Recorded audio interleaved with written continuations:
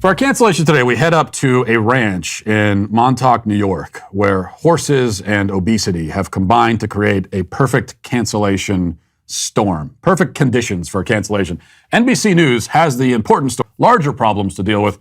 Continuing to just steal one of the horses and ride off into the sunset, never to be seen again. That is, assuming all the horses hadn't been crushed to death already, because that's what this woman apparently feels she has the right to do. It's their fault for not putting something on their signs indicating that they'd prefer if their horses' spines were left intact. Because of this oversight, Remy felt entitled to publicly bash this. After launching this attack and receiving blowback in her own direction, she then claimed that her beef isn't with the weight limit itself, but with the abrupt and insulting way in which she was informed of the weight limit. It's not what they said, but how they said it, she now claims. And for its part, the ranch initially had no comment. Instead, a teenage employee took it upon himself to issue his own rebuttal to this woman. And I'll just say that his PR skills could use a little bit of work. Let's watch.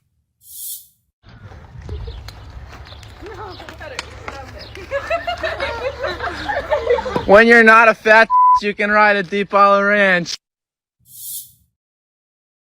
Well, that was rude, certainly. And the video's been deleted, as you'd expect. The ranch has apologized for it, and we could probably assume the kid was fired. But Remy was determined to get the last word. The next day, she clapped back, as the kids say, with this rebuttal. If you don't like me, that's fine. But, watch your mouth. 2 million followers on that account. In summary, a lot of very stupid people are involved in this story, as is so often the case for the things we talk about during this segment and during every other segment of the show.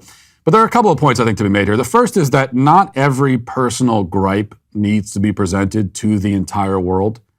So let's just pretend for a moment that Remy was completely polite and accommodating. Maybe she didn't know that horses have weight limits. Maybe she thought that horses have spines made of reinforced steel, and she just didn't realize that this was a thing.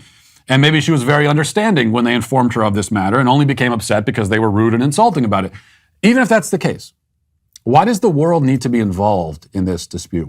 Why would you want the world to be involved? Aren't you embarrassed that you were turned away from a horse ranch because you exceed the weight limit?